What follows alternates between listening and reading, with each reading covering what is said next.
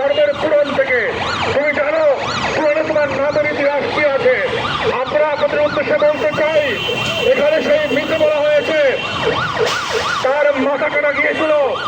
পার্বতী যখন তার সন্তানকে জন্মগ্রহণ করিয়েছিল, তখন পিতা তার সন্তানকে চিনতে না করে তার মাথা কেটে ফেলেছিল।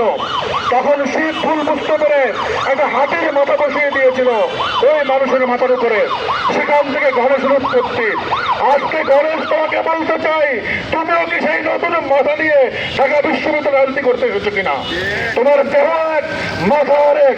তুমি মুখে বলছো এক কথা, তোমার অন্তরে কোন প্রতিবাদ জন্ম নিয়েছে যে তোমার কর্মী বাহিনীকে যারা একটা সময় হাতে হাত রেখে কাঁধে কাঁধ রেখে জুলাই যুদ্ধের অংশগ্রহণ করেছে, জুলাই বিপ্লব সংগঠিত করেছে, সেই জুলাই যোদ্ধাদেরকে আজকে তোমার বাহিনীর মাধ্যমে, তোমার সন্ত্রাসের মাধ্যমে লাঞ্ছিত হতে হয়। এটা কখনো জুলাই যোদ্ধারা, কখনো ছাত্র সমাজ, কখনো বাংলাদেশের বিপ্লবী জনগণ মেনে নেবে না।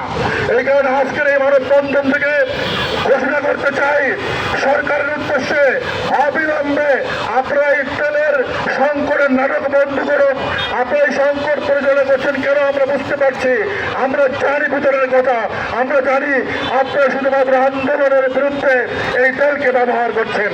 তাই আমরা সাবধান করে দিচ্ছি, যেই জুলাই যোদ্ধারা করেছে বুকের ভিতরে দারুণ ঝড়, বুকপদেশি গুলিকর, তারা আপনাদের হুমকি ধামকি এবং রক্তচক্ষুকে ভয় পায় না।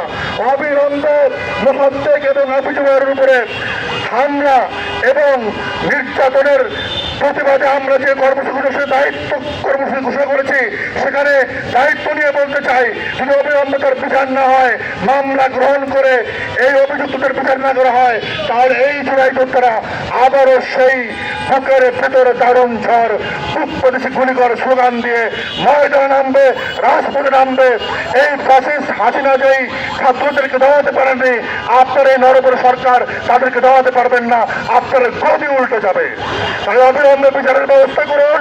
এই অপরাধীদেরকে আপনি অবশ্যই বিচারের আওতায় আনবেন এবং প্রমাণ করবেন আপনার জুলাই যোদ্ধাদের পক্ষে। আরেকটা কথা বলতে চাই, এখনো যারা রাজনৈতিক দলগুলো জুলাই রেসপেক্ট দাবি করছেন, বিশ্বাস লক্ষ্য করলাম আপনারা এবি জুবায়ের এবং মোসাদ্দেকের উপরে হামলার কোনো প্রতিবাদ করেননি। আপনারা মনে রাখবেন, এই জুলাই যুদ্ধ, এই বিপ্লব কোনো পলিটিক্যাল দলের নেতৃত্বে হয় নাই। যখন পলিটিক্যাল দলগুলো ব্যর্থ হয়েছে, সাধারণ মানুষ, তরুণ প্রজন্ম নেমে এসেছে। অতএব আপনাদের এই খামোশি আমরা সহ্য করবো না, আমরা অবিলম্বে রাস্তায় নেমে আসবো।